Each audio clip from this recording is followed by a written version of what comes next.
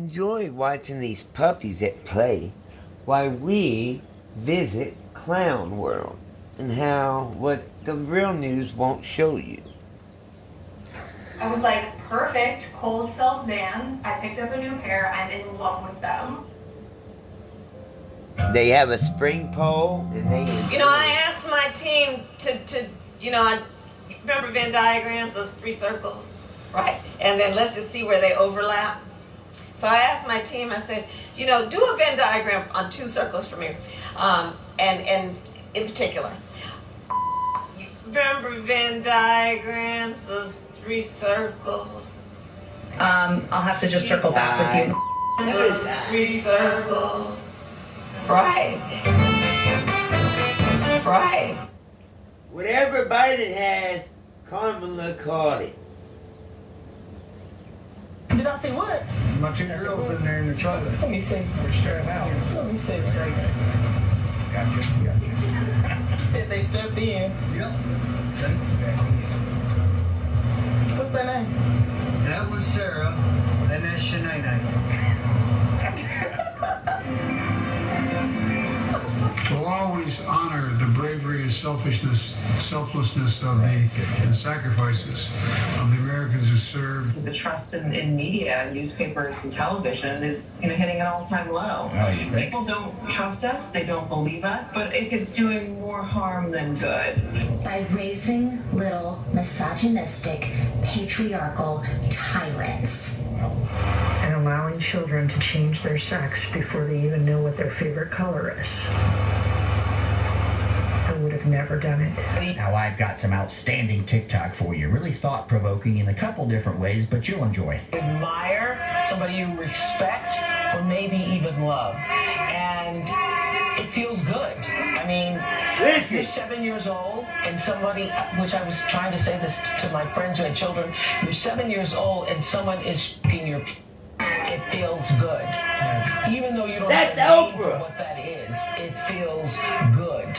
And when I first said this years ago, Has Oprah lost her damn mind? Found out. people are like, you crazy because everybody wants to leave. Pedophilia. It's like, and you're being thrown up against the wall and you're being... And I have said for years, if the is any good. I had to redact a lot of that clip, but the gist of it is if you're 7 and someone starts doing this to your lower half, it's good as long as the person's good at it. It's not like a bad thing. It's a good thing. This is from Oprah. And so You if you ever wonder where the pedophilia degeneracy is freak. coming from, it's people like this. People at the top The of the elite. government, they love the degeneracy, my friends. I have said for years, if the is any good. Washington Post reported last week that homeless shelters in Oprah D.C. was were filling poor up. and started And low, groups were getting but overwhelmed by racism these so buses bad, that the governors she's of now Texas richer and than Arizona are sending here full 98% of all white migrants. people.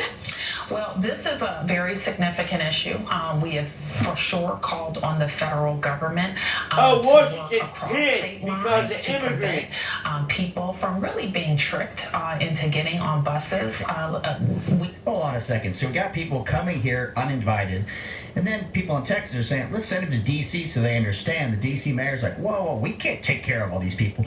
Well, no shit, Sherlock. We can't, as the U.S., take care of them. We're borrowing money from China to take care of our own problems now. Does this make any sense to anyone watching? We think they're largely asylum seekers who are going to final destinations that are not Washington, D.C. That's what I'm it gonna should get do. brutally honest.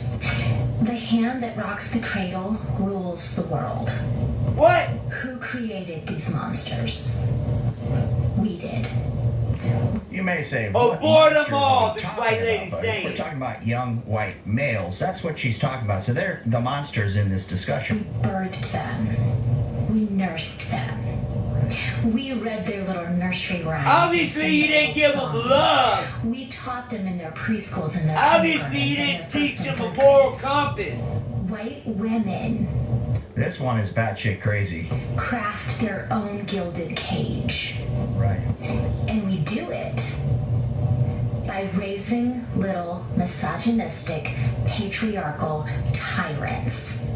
All right, I like the theme here. So white women are the problem, not white men, because the women raise the kids, so it's the white mothers that are the problem. Am I tracking right here?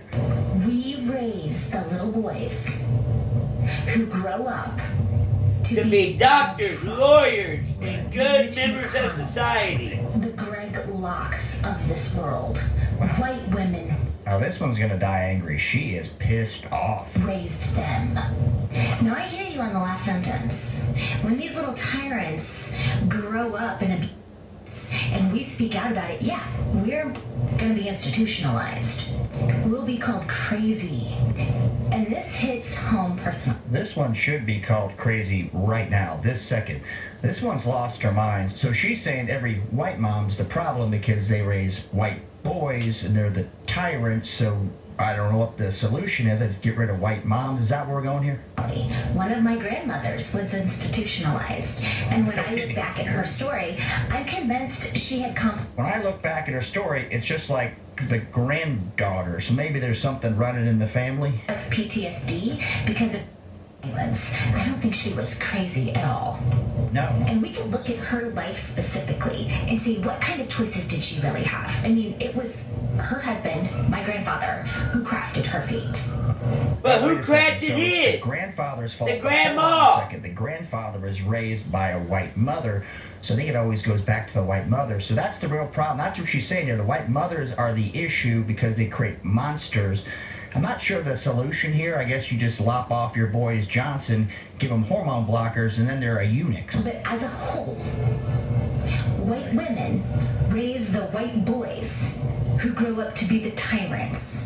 Right. And until we own that fact, it will be a perpetual truth. The truth is, These people are crazy. most white women are perfectly fine in the comfort of their gilded cage. Whatever the gilded cage means, I bet who you knows? she's So I in guess $200,000 are happy in being debt able for to live college at home, and do taught her things, this useless take care of shit. their kids, have a How's job. she gonna use I'm not this sure as what a the job? gilded cage part is, except that she doesn't All she's like doing is white blaming men. everything that's on the everyone ultimate issue. else. We're gonna blame it on the mothers Never because that taking seems like it makes some sense. responsibility And then for her own grandparents actions. will just keep on going up the tree. Hey, well, hold on a second. What happens if there's a Native American? Not all somebody mothers are the person same. of color? Does that change the dynamic? She of just this linked equation? all people into one group. That's the definition of racism. We designed the F-150 to be tough. And we delivered on towing and payload like you did. And then you get a woke ass commercial to ruin it all.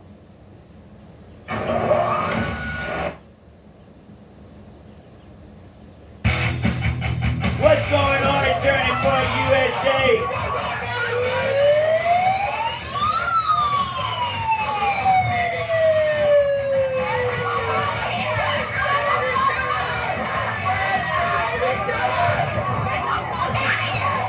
I never seen so many baby killers in my life.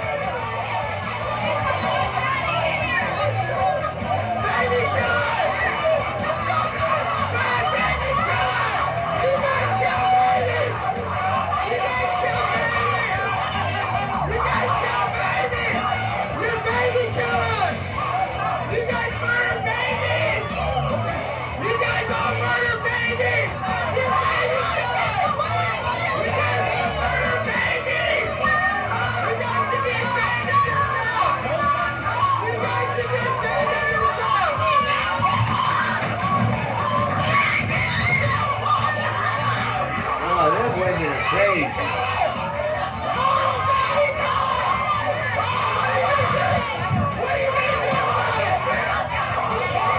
I'm gonna kill babies. Cause the Constitution said I could. They want justification to kill babies. If they read a Bible, they would get their answer. Babies are the purest form.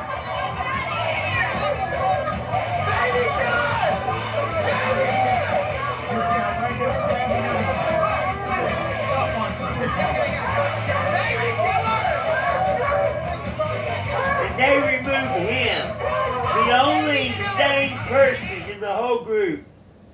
Alex Stein. That's sad when Alex Stein is the only sane person out of 200 people. Antifa gets beat up and chased out of town after they attacked bikers. They got it confused and thought they were going to demonstrate against veterans, heroes. Instead, they came against a group of biker bars. These Antifas get their black mask handed to them. I see him. Kill him. Looks like they caught us, lads. Antifa has cracked our code. We were going to hold a evil white supreme pizza party over here under the banner of Hero Appreciation Day, but we were found out and our fascism was going to get fascismed. What? Hey, I'm more confused than you and I wasn't even shot in the head. Anyhow, that's what happens when you get your marching orders from this Antifa goofball. Why would you get any type of advice from you? Why would you be like, listen, where should we do our next fascisms? And you are appealing to this dude? This dude's fucking crazy. That's a crazy goofball right there. Highly confused, which is on par for Antifa. But this individual told everybody, they're definitely hiding fascism in the bouncy houses and inflatable spas. Let's go down there and bash them. Okay, alright, but they're having a hot dog party and showing off bikes. And not pedal fucking bikes, motorcycles. You go into a motorcycle bar. I think that's a bad idea. How'd that turn out for you idiots? Oh, you got the shit kicked out of you. Holy shit. Look at these dumb goofballs. So, Antifa, they're going out there and they think they're fighting against fascism, and they think that the people at this bar hosting. So this is what the actual event was over here that they're hosting.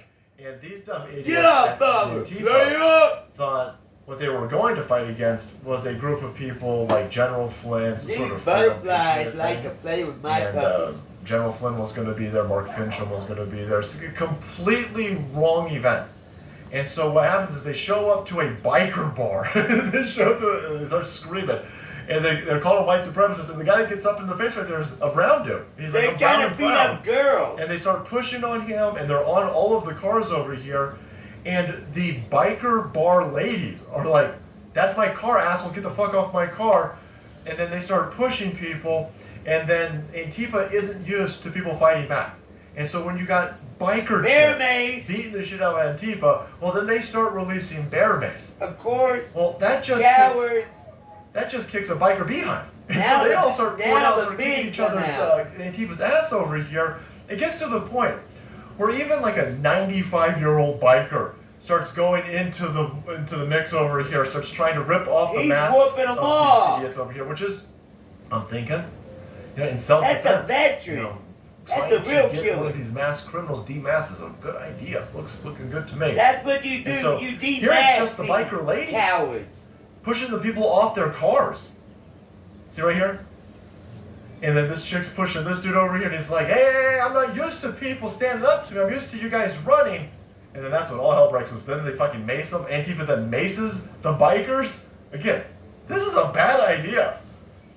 And now you have unleashed the wrath of the bikers. And I'm talking about the 95-year-old bikers over there. They're going to throw him down. And take that old man. He's like, no, I'm a biker. Oh, hell no. He gets back up. He throws one of these pussies in a headlock. He's got a grenade. Like, hey, you okay, Bob? And Bob says, no, I've got the taste for Antifa. And I'm hungry. I will not be satiated until I get some Antifa. So he goes and throws one of these dumb fuckers with a fanny pack into a headlock. So that gets the rest of the bikers all around. Look, he's back. He's fucking back. He tries to demask that chick.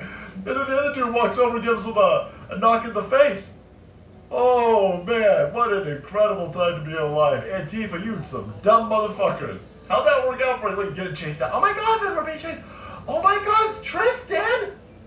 I can't believe that the bikers are fighting back. You're surprised that the bikers are fighting? They're bikers. You're fighting a biker gang.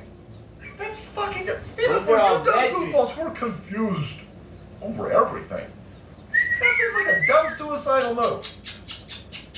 Man, I love some bikers. Look at this. They're just like, no, get the fuck out of here. There's so many angles of this video. It's delicious. And so Antifa ends up and they're like, oh my god, I can't believe that the Hero Appreciation Day It's full of bikers who beat us up. And they have to end up regrouping. They literally go next door. I know you lefties love that word. I'm using it correctly. They go next door to a mental health care facility. They should have checked regroup in the themselves parking in. lot to lick their wounds. You should go inside They're that building federally and funded. request Of course they services went from there. said building because you goofballs crazy. You're like, oh my god, I can't believe you got the shit kicked out of us. You can't believe you got the shit kicked out of you? You went to a biker bar. Like, oh my god, did everybody, we need backup. We need backup right now! Oh my god, deleting the past tweets about Thale needing backup. Looks like our camera has backed off for the time being. Patch became very violent quickly after the counter shut up. You maced them. You were fucking with bikers. You were fucking with their cars. Thank god you didn't touch their bikes. God knows what happened to do to the bikes. But, yeah, you maced them. What'd you think was gonna happen? Bash the fad. They got bashed. Twitter. And they are the fad. And so you have some people within this organization. They're like, hey, we should probably stop fighting the mongrels. We should probably stop fighting Hell's Angels. We should probably stop fighting biker gangs. And then all these other people go, oh my god, no, stop. We have to back the attack. You're lip-wristed pussies. You got hollow bones like birds. I would not pick fights with motorcycle gangs. I mean, holy shit, you guys crazy? You guys are allergic to testosterone. You're all vegan pussies. What are you doing? And this is what happens. Oh my god, they beat us up. Yeah. Shit, I won't call me. We'll sleep here. So yeah, my friends. Antifa. Going to a biker bar. Starting a fight. Getting the shit kicked out of them. And getting chased out of town. Fucking hilarious. Alright guys, thanks so much for watching the video. Support channel. We kept up to date on biker gangs beating the shit out of Antifa. Hit that subscribe button and make way. Because the salt must flow.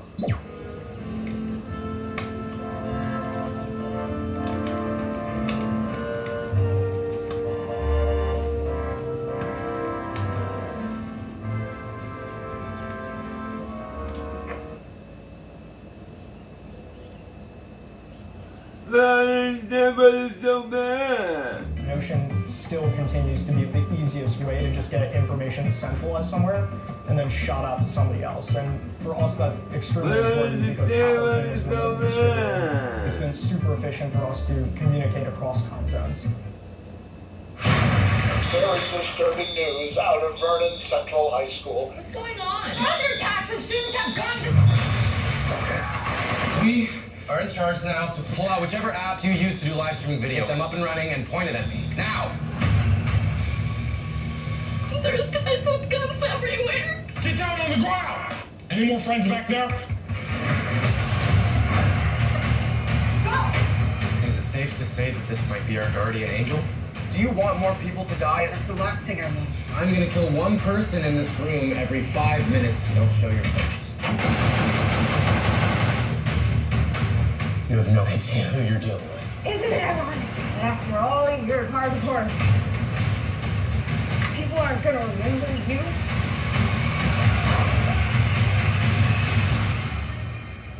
No? They're gonna remember me.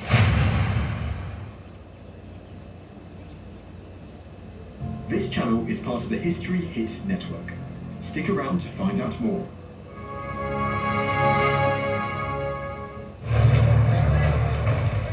The untold story of war production.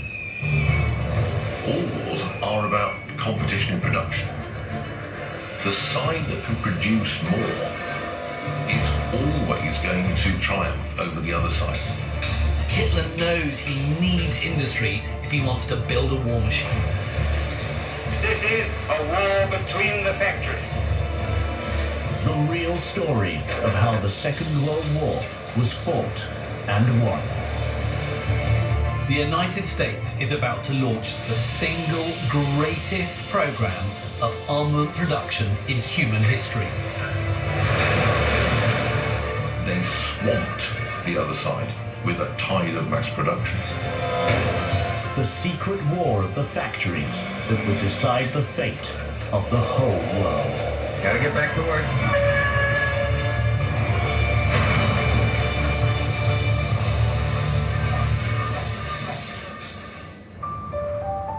This is the industrial heartland of the American Midwest. Here, a half-hour's drive from Detroit, Michigan, sits Willow Run, or what's left of it. We're standing in the final assembly bay of the Willow Run bomber plant, built at Willow Run Airport back in 1941. The part we're looking at right now is 144,000 square feet of a 4.2 million square foot factory that was built to produce the B-24 I know y'all don't bomber. want to hear about the B-2. Like so much of this part of the country, the Willow Run one factory second. has fallen into disrepair. And I Its will place put in on history something largely good. forgotten. But the Ford plant at Willow Run is I'll put on perhaps more than something any other tasty. factory, a symbol of the economic and industrial revolution that won the Allies the war. When Detroit and the factories of the American Midwest were the arsenal of democracy. This building is a manifestation, one of the last one existing, of that miracle of production that took place in the U.S. And it's our duty here at the museum to continue preserving this artifact so that 100 years from now, people will come here and learn of this moment in American history when we stood up to the aggression in the world and made the world a better place. Just like they go to Gettysburg today and visit D-Day. But before the great triumph of American industry would come the catastrophic collapse of Europe. May 15th, 1940. Winston Churchill has been Prime Minister of Great Britain for 5 days when he's woken by a phone call from the short-lived Prime Minister of France, Paul Reynaud. "We are beaten," he says. "We have lost the battle." Within a month of this phone call, German troops are marching down the Champs-Élysées. Western Europe has all but fallen. In the Battle of France, the Royal Air Force loses nearly half its aircraft. Britain's shores are left almost undefended. Fewer than 700 Spitfires and Hurricanes remain. Germany and the Luftwaffe are camped across the Channel with a force of over 4,000 fighters and bombers. The speed at which the situation in Europe goes from alarming to critical to virtually hopeless sends shockwaves around the world, and to one place in particular, Washington, D.C. The German Blitzkrieg has shown the world that modern warfare will be a battle for the skies. British factories are working to full capacity to replace their decimated air force. But Britain is vulnerable, and Churchill fears that a German invasion may be imminent. Churchill realises that they can't manufacture enough aeroplanes to stay in the war, so what he does is send a commissioner to the United States to ask for help. But there's a problem. America may be the world's great producer of motor vehicles, but it is not a nation known for its aircraft. At this point in time, the United States doesn't even have an independent air force. America was by far the most motorized nation on earth. It was the only country where working class, very average people routinely owned a car. Hot ziggity, boys, ain't she a dandy? Americans had more experience in using automated factory processes than any other country and doing it on a large scale. But there's still relatively few aircraft being manufactured. History Hit is a streaming platform that exclusively releases quality historical documentaries covering fascinating figures and moments in history from all over the world. From ancient Neolithic cultures to the dawn of the space race, History Hit has thousands of hours of content with unrivaled access to the world's best historians. We're committed to bringing history fans award-winning documentaries and podcasts that you cannot find anywhere else. Sign up now for a 14-day free trial, and Timeline fans can get 50% off their first 3 months. Just be sure to use code TIMELINE at checkout. Blue moon, light sky. A light beer with this much flavor should be savored. At the end of the Depression, as World War II breaks out in 1939. In 1940, total American aircraft production is barely 550 a month. Britain wants 1,000 per month. One of the things you have to realise, which is hard to grasp now, living as we do in a world where the United States spends more money on defence than the rest of the planet put together, is that Before Pearl Harbor, the American armed forces, particularly the Army and the Air Force, were minute. Since the 20s, the US has been dramatically scaling back its military. The US, after World War I, became an isolationist nation. And they figured if we never had a military, we would never again become involved in a war. War industries are only function is to make a profit for their owners in a war setting that hurts everyone. So they shut down all the defense industries. They punished companies who owned production tools to make war weapons. Americans want no more war. Most of all, they want no more participation in foreign wars. Since then, governments had done everything possible to hinder war production. They imposed profit caps on the sale of war materials. They banned the sale of arms to foreign powers. In a few short years, the American war industry is effectively destroyed. But across the Atlantic Ocean, Europe is preparing for war. In May of 1940, the Germans in their blitzkrieg invaded the Low Countries of France, Belgium, Holland. And this was a wake-up call to the US. Roosevelt is warned that with the current state of the American armed forces, Germany would only need 5 divisions to take the country. The United States is faced with a difficult decision: bring back the war economy or risk invasion. I ask this Congress for authority and for funds sufficient to manufacture additional munitions and war supplies of many kinds to be turned over to those nations which are now in actual war with aggressor nations.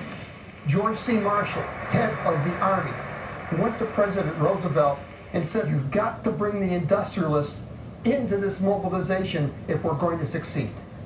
And Roosevelt said, "I want the top manufacturing guys in this country." And one of his top advisors said, "Number 1 is Bill Knudsen of General Motors. Number 2 is Bill Knudsen of General Motors." And we can all guess who number 3 was. Bill Knudsen was the top man at General Motors. He'd emigrated from Denmark at the age of 21. He had little formal education, but had worked his way up to an important role at Ford by 1911. He'd worked for Ford through the company's development into the mass production icons they became, before leaving to become president of Chevrolet, and then General Motors. Knudsen was a famous organizer. He really understood business, industry, and manufacturing like nobody else. But this is going to be an enormous task. You had almost no military infrastructure. There was no large army, there was virtually no air force. It all had to be created from scratch in almost no time at all. And the administration, the government, recognized very realistically that there was just no way they could do this by themselves. What they had to do was to reach out to private industry, the private sector, and divert it to the war effort. Knudsen is going to try something radically different to the other war economies of the world. Knudsen is going to keep the American war economy free, unplanned, and open. And he will allow the companies therein to turn a profit. There are 2 different ways of getting people to do something that you want them to do, and these are famously the carrot and the stick. You can give people orders with the threat of severe sanctions, ultimately being shot if you don't do what you want, or you can give them a reason for doing it because they will gain from doing it. And what the American government basically chose to do during World War II was to rely upon carrots rather than sticks. They provided an enormous carrot in the shape of highly profitable government contracts to produce the material that the war effort required. But despite this new unshackling of American industry, the British are short of options when it comes to fighter planes. There's, at that time, not one single fighter plane being produced in America that would meet the standards required in Europe at the time. Eventually, the British approach a small aviation company called North American Aviation. But at this stage, North American don't produce any fighters, so the British approached them with the designs of a fighter from another company, the Curtiss P-40 Warhawk. Mr. Knudsen, America's Beaverbrook, with the Assistant War Secretary, went to look at the Tomahawk number 2000. North American looking at the designs very honestly and knowing they're not good enough. So what they say to the British is, do you know what? Give us 120 days and we will build you a prototype of a new fighter. Even for an experienced aircraft company, this would be an exceptionally short window in which to design, construct, and fly a brand new fighter. But they're a modern manufacturing company, run in the pioneering spirit of the American motor industry. North American actually succeed in churning out a prototype with almost 3 weeks to spare, and they put it in front of the British and they say, ta-da, the NA-73X, and some brilliant British person says, well, that sounds absolutely rubbish, and eventually we rename it the Mustang.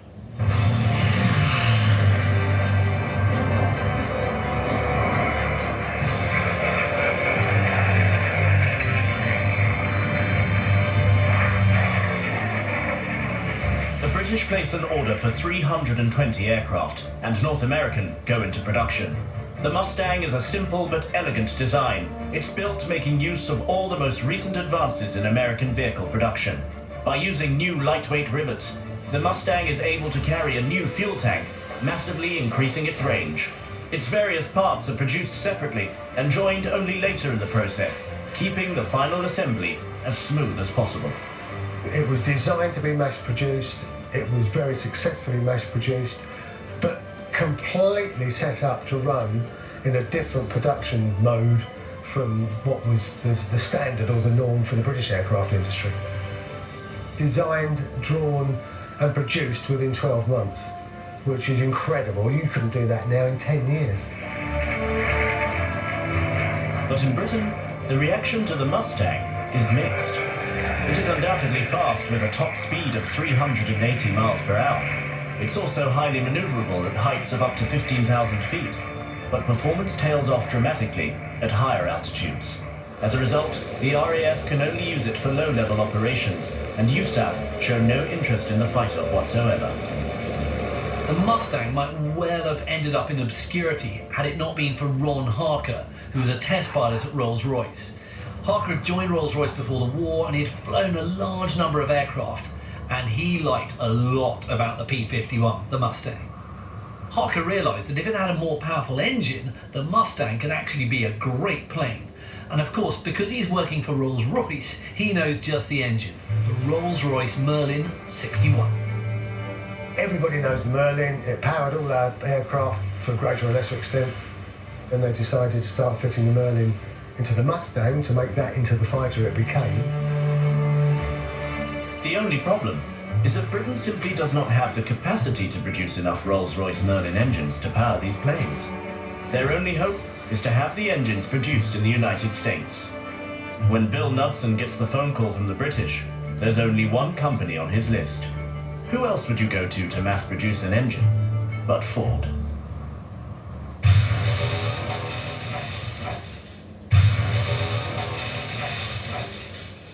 Bill Knudsen is good friends with Henry Ford's son, Edsel, who's by now president of the company. So he gives him a ring and he tells him that Britain has placed an order for 6,000 new Merlin engines. Everything seems to be in place when Knudsen receives a call from Edsel Ford. His father, the great Henry Ford, has overruled him. He refuses to make engines for the British war effort. Actually, there are quite a few reasons why Ford will not agree to this. First of all, he's anti-war. He's also a massive isolationist, and he simply doesn't believe that the US should be getting involved. And there's another reason. Ford won't go anywhere near something that had Roosevelt's paw prints on it. In a meeting with Knudsen, Henry Ford vents his fury. He warns Knudsen that he's getting involved with bad people in Washington. Many isolationists see Roosevelt as a tyrant and see this government-backed production program as a play for power. Ford announces to the press that so long as he lives, his company will not supply war materials to foreign powers. He reneges on the deal, and Knudsen will have to look elsewhere. The company he turns to produce the Merlins is the Packard Motor Company. Packard's vast factory has loomed over the city of Detroit since 1910. Their main trade has always been luxury cars, but they were of Henry Ford's generation and understood the principles by which he worked. But when the plans for the Merlin arrive at Packard, the American engineers are baffled.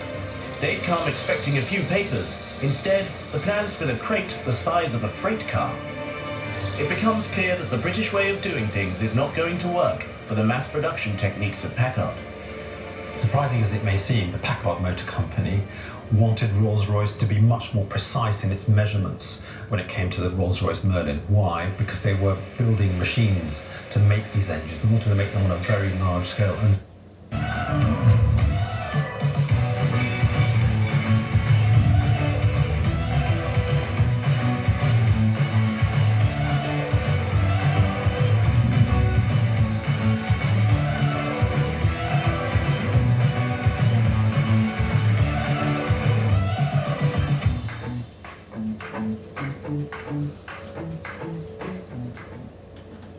And they understood very well that mass production was precision production.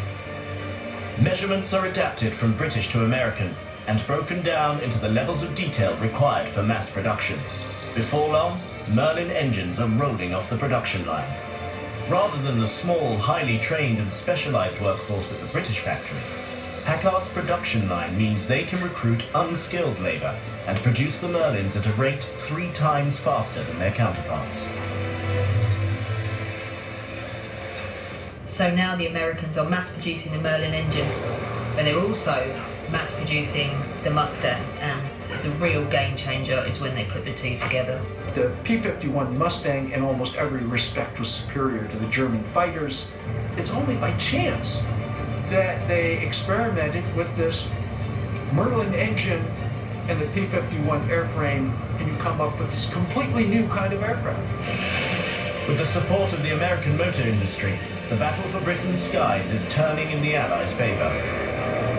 In 1940, German aircraft losses are twice as high as the British, while they struggle to replace them at the same speed. In 1939, Germany produces 4 times as many aircraft as the United States. By 1941, the US outproduces Germany by 50%.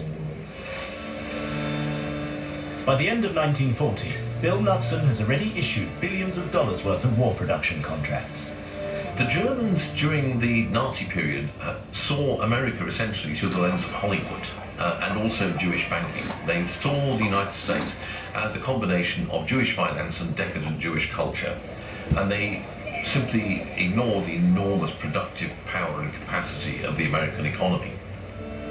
For Hitler and the Nazis, America had been corrupted by Jewish culture. Hollywood was Jewish, capitalism was Jewish, and so they thought America. This is an economy that can produce enormous amounts of consumer goods. That just shows how addicted to comfort the American public are. What they did not realize, of course, was that an economy which was so enormously productive could equally produce enormous amounts of weapons systems and materiel. I'm so sorry. I had to listen to Hitler and start a new video.